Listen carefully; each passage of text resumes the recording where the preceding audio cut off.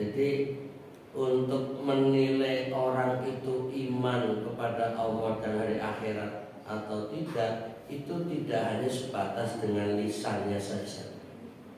Tadi ada pengecekan hati. Nah, karena itu pada ayat-ayat berikutnya Allah memberi penilaian yukhadi'unallah. Jadi mereka menipu Allah. Walladzina amanu, dan orang-orang beriman. Jadi Allah saja mereka tipu. Ya, apalagi kepada manusia. Jadi mereka menipu Allah dan menipu orang-orang yang beriman.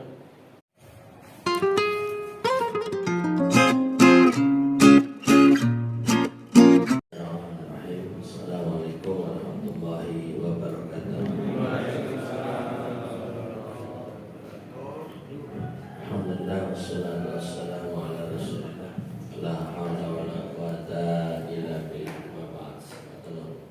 Kita bersyukur pada Allah Ta'ala hari ini bisa jumpa kembali untuk membaca tafsir Al-Maraghi yang terakhir kita sampai berapa?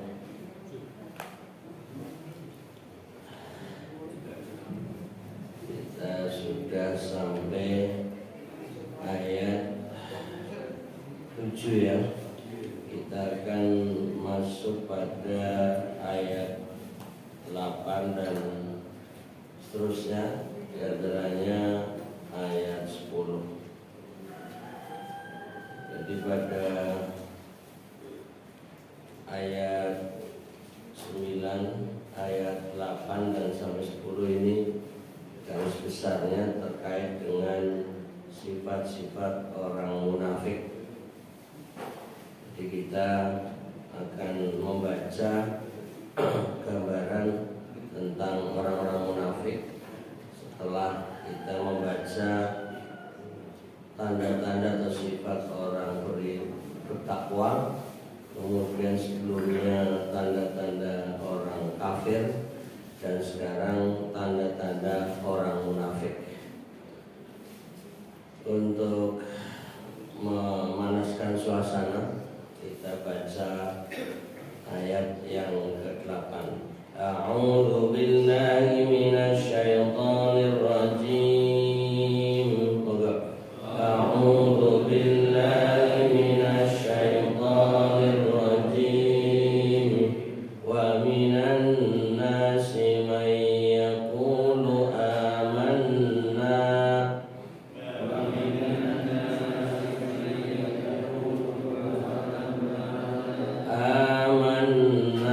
billahi wa bil yawmil akhir wa ma hum bimu'minin.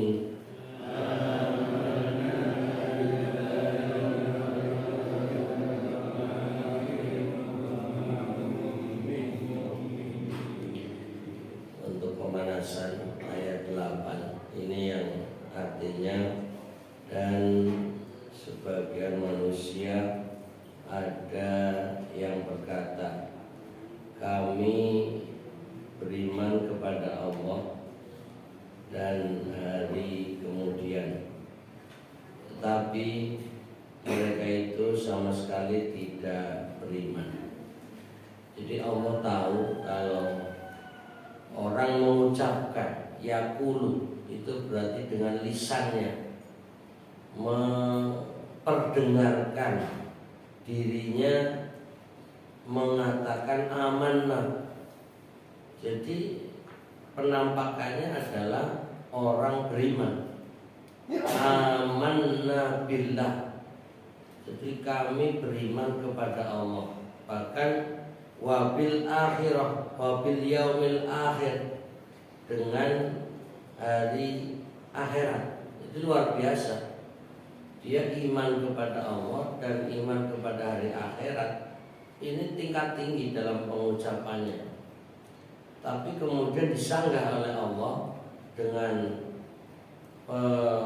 penilaian di akhir ayat ini, wa ma hum bimu'minin. Ya, tetapi mereka itu sama sekali tidak beriman. Kok bisa? Nah ini, jadi untuk menilai orang itu iman kepada Allah dan hari akhirat atau tidak, itu tidak hanya sebatas dengan lisannya saja. Jadi ada pengecekan hati. Nah, karena itu pada ayat-ayat berikutnya Allah memberi penilaian yukhadi'una Allah. Jadi mereka menipu Allah. Walladzina amanu, dan orang-orang beriman. Jadi Allah saja mereka tipu. Ya, apalagi kepada manusia.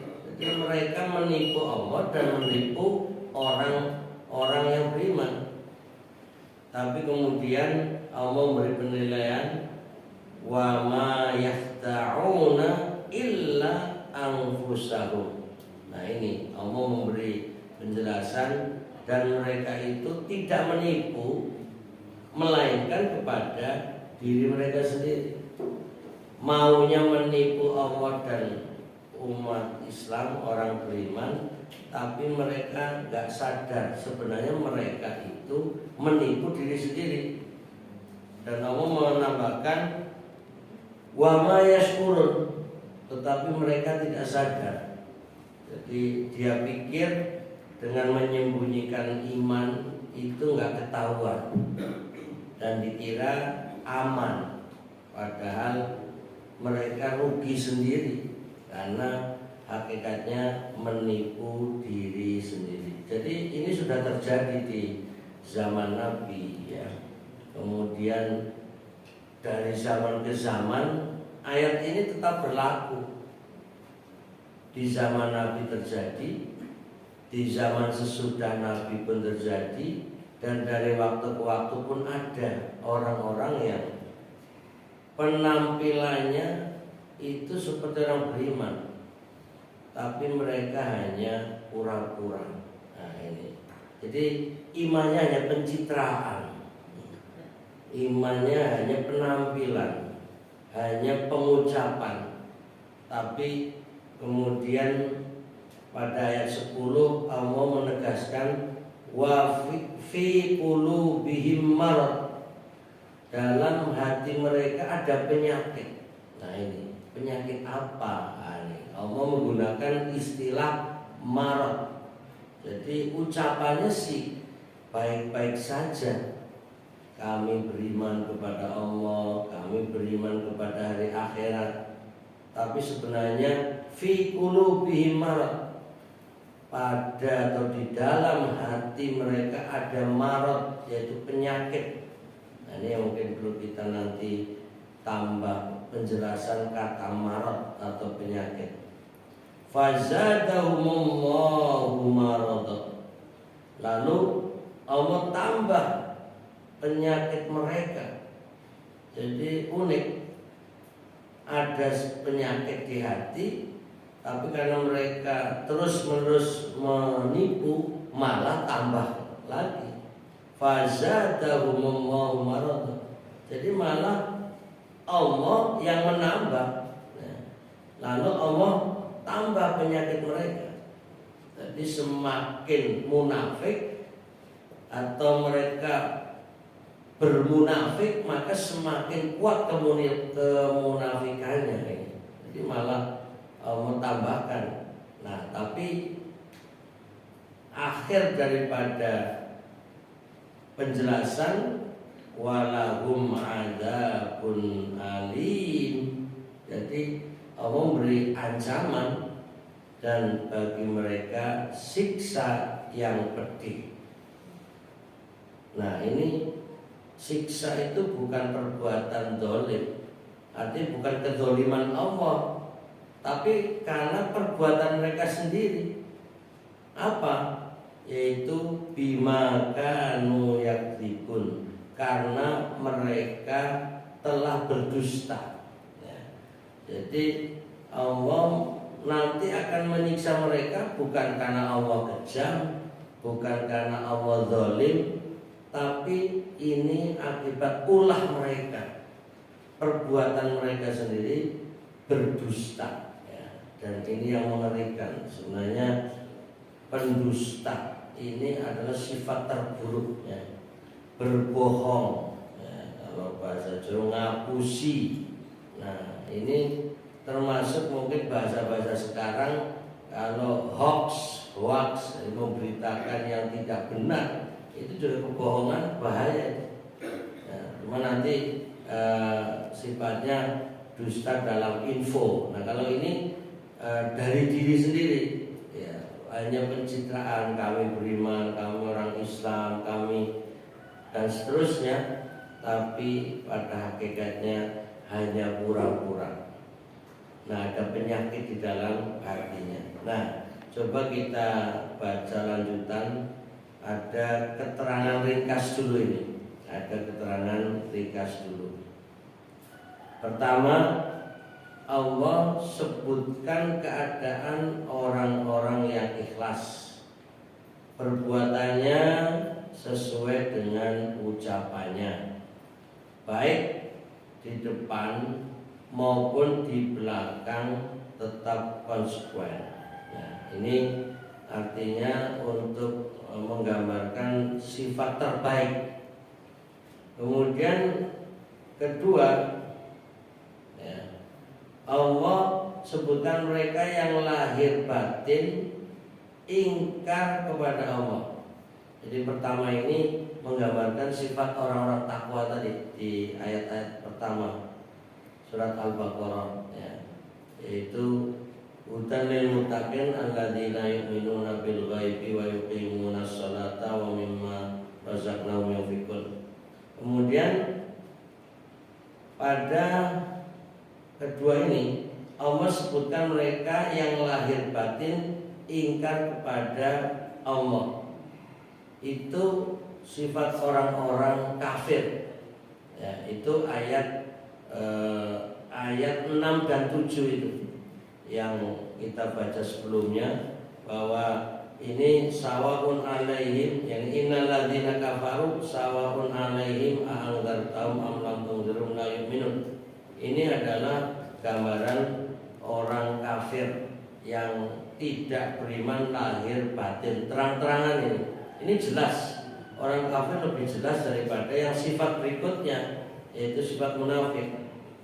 Lalu pada ayat ini, nah ini yang kita baca, Allah sebutkan sepertiga sifat kaum munafik. Yang baru kita baca ini sepertiga ya.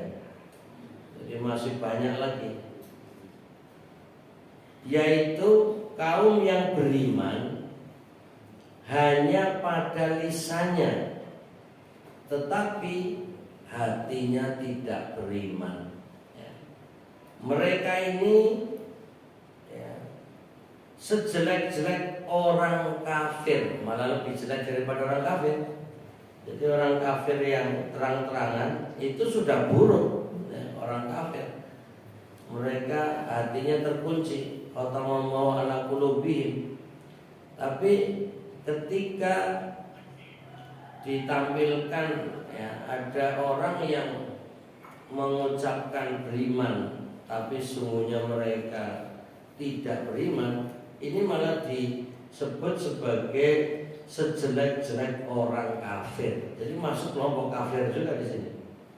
Karena di samping kekafirannya masih pula mengejek, menipu, mengicu dan merendahkan kebenaran. Tentang keadaan mereka ini Allah sebutkan dalam surat An-Nisa ayat 140 dan 143. Ini bisa nanti kita cek pada ayat tersebut.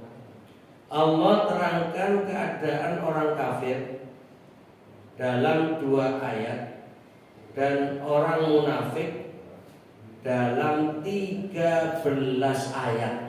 Coba.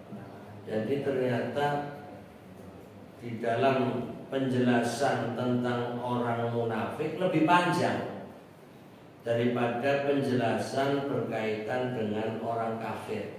Ini dalam awal-awal surat Al-Baqarah ini.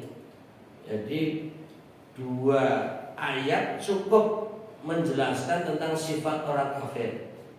Tapi ketika mau menjelaskan tentang orang munafik butuh panjang, sehingga 13 ayat, nanti sampai sekitar ayat 20. Nah, ini juga perlu kita renungkan betapa rumitnya menghadapi orang munafik. Karena penampakannya orang beriman, penampilannya seperti orang Islam, ucapannya menunjukkan orang yang beriman, tapi ternyata tidak. Padahal untuk mengetahui hati seseorang tidak semuanya bisa menangkap, mampu menangkap. Nah, hanya Allah yang tahu gitu. Nah, kecuali nanti kalau antara ucapan dengan perbuatannya tidak sama, baru bisa dinilai ini kok sepertinya orang munafik. Nah, ini maka perlu kita pelajari lebih lanjut pada ayat-ayat selanjutnya. Kemudian Allah di sini tadi, ini semua adalah untuk memperingatkan kebusukan, tipu daya, kebodohan, kehinaan, dan kerendahan perbuatan mereka. Jadi semua penilaian sifat buruk ini. Jadi kebodohan, kehinaan, dan kerendahan perbuatan mereka. Allah namakan mereka itu, nah ini sifat lain, orang tuli, bisu, dan buta. Masya Allah. Jadi sudah seburuk-buruk istilah. Tapi di sini nggak ada istilah dungu ini. Adanya tuli, bisu, dan buta. Jadi artinya sifat untuk orang munafik itu sangat banyak. Nah, intinya buruk semua. Kalau sudah dianggap tuli, walaupun sebenarnya dengar, tapi dianggap ini orang tuli, dikasih tahu seakan-akan tidak dengar. Kemudian kalau diajak ngomong seperti tidak bisa bicara. Jadi memang menutup-nutupi, ya, seperti merahasiakan. Kemudian walaupun diperlihatkan kebenaran, seperti orang buta, nggak mau melihat kebenaran itu. Parah. Jadi biasanya kan orang tuli itu karena orang bisu itu karena diawali tuli. Ya. Nah, ini gimana coba? Sudah bisu, tuli, buta, nah, sudah mau ngapain ini? Ini seburuk-buruk manusia. Biasanya orang itu normal dalam arti ada kekurangan. Kalau buta biasanya pendengarannya kuat, ya, sehingga mampu membedakan orang dengan pendengaran. Nah, ini hanya sisipan, bahwa ada tunanetra yang peka sekali terhadap suara-suara. Ini hanya sekedar saya guyonan sama orang tunanetra, karena saya sering isi pengajian di ITMI, Ikatan Tunanetra Muslim Indonesia, namanya ITMI. Ini bahkan saya pernah isi yang ikatan se-Jawa Tengah, se-Indonesia, kemudian minimal se-Solo. Ini sering guyonan sama mereka, dan mereka itu daya dengarnya kuat tinggi. Baru dengar suara motor itu sudah tahu itu ustadznya datang gitu. Baru motor gitu. Berarti dia itu peka sekali, oh motornya ustadz suaranya seperti itu. Ya, kita ganti motor baru bingung deh. Kok ini ustadz datang, kok motornya beda gitu. Berarti kan perhatian juga. Biasanya suara motornya seperti itu. Ini kok lain. Ganti ya start motornya gitu. Wah, ini berarti ngerti juga. Saya pikir bingung, tapi malah kok ganti motor ya itu. Padahal nggak lihat itu. Nah, kita ini betul itu. Kemudian pada suatu hari Saya sengaja ketemu, tidak memperkenalkan diri, tidak menyentuh, dengan jaga jarak, dengan ganti pura-pura suaranya direka-reka gitu. Alah, itu Ustaz Bukan kan? Bisa apa ya, menebak. Padahal kita ya berusaha gimana caranya biar dia tidak mengenal. Itu ya susah benar. Jadi rupanya mereka sekali ingat nada suara ini sudah langsung ciri-ciri orang ini siapa, Fulan, dan itu ratusan orang dia ingat. Jadi umpamanya ada orang buta satu, kemudian kita satu jamaah ini bilang satu, oh itu langsung tahu Fulannya. Dua, nah ini Fulan. Tiga, itu ngerti dia, satu persatunya ngerti, tanpa menyebut nama sudah oh Fulan. Jadi daya dengarnya sangat tinggi. Ini orang yang buta. Nah repotnya sudah buta, tuli, otomatis akan jadi bisu. Nah ini adalah seburuk-buruk ya, sifat yang ditujukan untuk orang munafik. Ya, naudzubillahi min dzalik. Jadi ini untuk menggambarkan, dan mereka diumpamakan dengan sejelek-jelek perumpamaan. Ya. Kemudian kita masuk pada tafsirnya.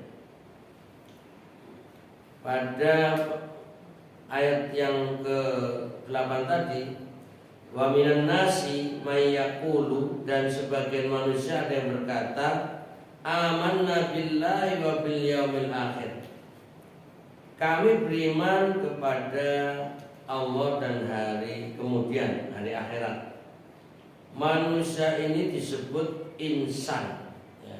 Jadi annas itu jamak dari al-insu atau al-insanu ya. Kalau manusia, kalau bahasa Jawa insun, nah, jadi minal jinni wal insi ya. Insi, insun, al-insu lah, sampai orang Jawa bilang ingsun. Nah, jadi ingsun itu artinya manusia, tapi dalam penggunaan bahasa Jawa ingsun artinya kulo, saya gitu.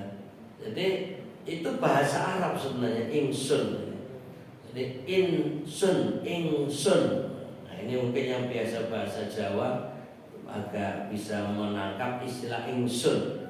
Itu sebenarnya dari kata insanun, insun, yang kemudian jamaknya an-nasu, artinya manusia. Nah di sini manusia itu disebut insan. Kenapa? Ada sedikit keterangan. Adalah karena ia merupakan makhluk yang dapat saling, bahasanya ini, berjinakan. Jadi yang dapat saling berjinakan dan dapat dilihat. Sebaliknya ya, dengan istilah jin, ia adalah makhluk yang tersembunyi dan tertutup dari penglihatan manusia. Jadi dua makhluk yang Allah ciptakan dengan satu tujuan, wa ma khalaqtul jinna wal insa illa liya'budun, dan tidaklah aku ciptakan jin dan manusia kecuali untuk beribadah. Nah, Allah ciptakan makhluk berupa jin itu tidak tampak. Jadi diciptakan tapi tidak bisa kita lihat, lalu disebut jin. Makanya hal-hal yang tidak tampak itu dari kata dasar jannah. Dalam bahasa Arab umpamanya bayi yang masih dalam kandungan disebut janin. Itu karena saat itu tidak bisa dilihat. Walaupun saat ini kita sudah punya alat untuk menembus pandang, tapi hakikatnya awalnya bahwa yang namanya janin adalah makhluk yang tidak tampak oleh penglihatan, maka disebut janin. Kemudian ada jannah ya, surga, taman surga. Itu sudah ada surga yang akan kita tempati karena kita golongan orang bertakwa, orang yang baik, insya Allah termasuk ahlul jannah. Amin. Nah, kata al-jannah itu adalah tempat yang tidak bisa kita lihat saat ini, maka disebut al-jannah dari kata jan. Nah, kemudian jadi ada jin, ada janin, ada jannah. Kemudian ada istilah untuk orang yang otaknya, akalnya tertutup, maka dalam bahasa Arab disebut majnun. Majnun itu artinya orang gila. Kenapa orang gila disebut majnun dalam bahasa Arab? Karena otaknya, akal pikirannya tertutup, nggak tampak, sehingga nggak bisa berpikir, nggak bisa berfungsi akal pikirannya. Nah, maka disebut majnun. Jadi dalam bahasa Arab diputar-putar satu kata, dari kata jannah, sesuatu yang tersembunyi, kemudian jin, makhluk yang tidak tampak. Makanya kalau ada jin kok kelihatan, jadi berubah asal usul asli dari jin itu sendiri. Wah, ini jinnya bisa kelihatan, ya orang jin mana itu? Jadi itu jin dan jun mungkin. Jadi yang namanya jin seharusnya ya nggak kelihatan, namanya juga jin. Jadi artinya memang tersembunyi, nggak bisa kelihatan. Nah, tapi jin itu makhluk yang dimintai pertanggungjawaban dalam menjalani kehidupan. Jadi jangan kemudian kita suudzon yang namanya jin semuanya jahat. Ya tidak. Banyak jin yang beriman, banyak jin yang kemudian nanti menjadi penghuni surga. Ya, jadi kita jangan selalu suudzon kepada jin. Pokoknya kalau dengar kata jin langsung jahat. Nah, ini berarti kita sudah dibisiki iblis itu. Ya, karena awal mula kejahatan yang timbul di golongan jin adalah iblis. Awal mulanya iblis sendiri awalnya ahlul jannah. Artinya iblis itu asalnya penghuni surga. Tapi kemudian dia melakukan pelanggaran-pelanggaran sehingga kemudian dikeluarkan dari surga. Nah, ini yang memang berdoa kepada Allah untuk mendapatkan restu menjadi penggoda. Nah, ini dan itu lucunya dikabulkan itu. Permintaan iblis untuk menggoda manusia itu dikabulkan sehingga iblis punya SIM, surat izin menggoda. Lalu dia mencari pengikut dari golongan jin itu sendiri. Nah, dari golongan manusia.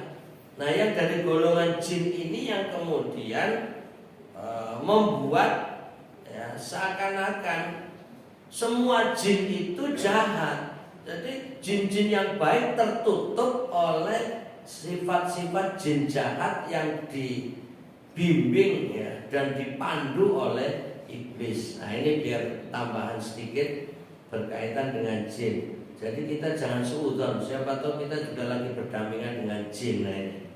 Tapi berarti kalau jin yang hadir di sini jin yang baik, jin yang mau beribadah. Nah, repotnya kan kita nggak lihat, sehingga ada dan tidaknya kita nggak tahu. Wong sesama manusia ketika dia berkata kami beriman, saya beriman, itu aja kita kadang dia orang baik, orang beriman, padahal menipu kita nggak sadar.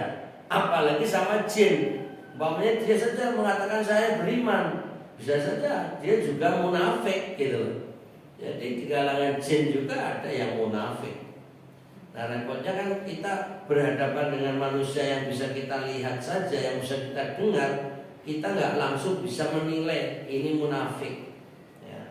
Nah, apalagi berhadapan dengan jin yang tidak tampak, lalu mengaku sebagai jin muslim. Nah, ini bisa tertipu juga kita. Nah, itu yang khawatir. Makanya muncullah kecurigaan kepada jin. Wah, ini jangan-jangan jin jahat. Nah, ini suudzon terus saja kita. Nah, ini sekedar untuk menggambarkan, karena tadi Allah ciptakan makhluk, ada insan, manusia, ada jin. Bahkan otak-atik gatuk istilah kenapa manusia. Man itu kalau orang Jawa sopo, ya, nusia, lali, atau man itu orang, nusia yang dilupakan. Nah, lalu di otak-atik manusia ini mesti orang yang memiliki sifat lupa. Lalu ada ungkapan al-insanu mahallul khata' wan nisyan, bahwa manusia tempatnya salah dan lupa. Sehingga kalau ada manusia nggak lupa, berarti diragukan kemanusiaannya. Nah, ini otak-atik muter-muter aja sebenarnya. Tapi bukan berarti kita harus menjadi manusia pelupa. Tapi artinya ketika kita lupa dianggap wajar. Bahwa kita ini manusia, kita salah itu wajar karena kita manusia. Tapi sebaik-baik manusia yang salah adalah manusia yang bertaubat, ya, minta maaf, ya, minta ampun. Nah, ini adalah sebaik-baik manusia yang salah. Kemudian ini sudah jam 6. Lanjutannya kita sampai akhir huruf keterangan ini. Kemudian tentang ada yang berkata, ya, mayyaqulu. Pada ayat ini maksudnya ialah kaum munafik di zaman Nabi Sallallahu Alaihi Wasallam. Nah, ini ada contohnya seperti Abdullah bin Ubay bin Ka'ab, dan teman-temannya, dan juga sebagian besar orang Yahudi. Nah, ini jadi walaupun agamanya Yahudi disebut juga munafik. Nah, mereka, ya, artinya ada di kalangan orang Yahudi yang ngaku-ngaku beriman, ya, tapi mereka sesungguhnya berdusta. Orang-orang seperti mereka itu ada di sepanjang masa dan di setiap tempat. Walaupun ayat ini awalnya menjelaskan tentang fakta di masa Nabi SAW hidup. Jadi di zaman Nabi Muhammad SAW. Tapi bukan berarti ayat ini hanya untuk saat itu. Ayat ini masih berlaku sepanjang zaman. Jadi kalau kita mendapati di era sekarang orang-orang yang memiliki sifat-sifat seperti ini, berarti termasuk golongan munafik. Jadi ngaku kami orang Islam, KTP-nya Islam, kami beriman, percaya adanya Allah, kami yakin adanya akhirat. Ngomongnya begitu. Tapi nanti bagaimana? Nah, ini harus dilihat selanjutnya. Memang pernah Nabi SAW menyatakan man qala la ilaha illallah dakhalal jannah. Siapa yang mengucapkan la ilaha illallah dijamin masuk surga.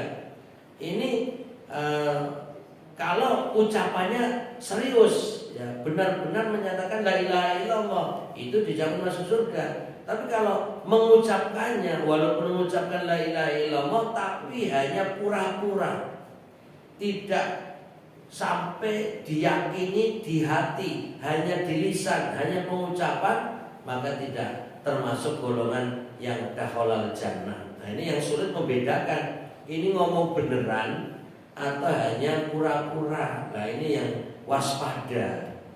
Selanjutnya hari kemudian, maksudnya ialah masa yang dimulai dari waktu kebangkitan dari kubur sampai selesainya perhitungan amal, atau ketika ahli surga masuk surga dan ketika ahli neraka masuk neraka. Jadi kata-kata al-yaumil akhir, ya, yang kemudian terjemahannya hari kemudian, ini pasca kiamat, ya. Jadi kiamat, lalu nanti ada yaumul ba'tsi, hari kebangkitan. Nah, di sini yang kemudian mulai disebut hari kemudian, al-yaumul akhir. Orang-orang dibangkitkan dari kubur dengan panjang prosesnya. Ada nanti dikumpulkan di padang mahsyar, kemudian nanti ada hisab, ya. Kemudian nanti terus dengan berbagai perjalanan yang cukup panjang dari prosesnya itu. Dan akhirnya nanti diputuskan ini ahlul jannah masuk surga, ini ahlul nar masuk neraka. Itulah disebut al-yaumil akhir. Nah itu nanti ada penjelasan lebih rinci lagi. Kemudian pada ayat ini secara khusus mereka disebut iman kepada Allah dan hari kemudian, untuk mengisyaratkan bahwa mereka mengimani semua rukun iman.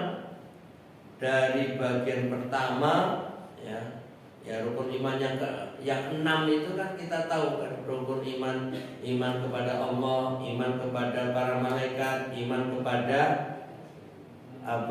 kitab-kitab ya, kemudian iman kepada Nabi dan Rasul, kemudian iman kepada hari akhirat. Nanti yang keenam iman kepada qada dan qadar ini. Tapi ini ketika disebut iman kepada Allah dan hari akhirat, ini berarti komplit iman semuanya secara dohirnya begitu. Karena ini untuk mengisyaratkan hingga bagian akhirnya itu. Padahal kenyataan mereka tidak begitu, karena mereka ada juga menyekutukan Allah. Seperti mereka katakan Allah punya anak, Uzair, ini Yahudi.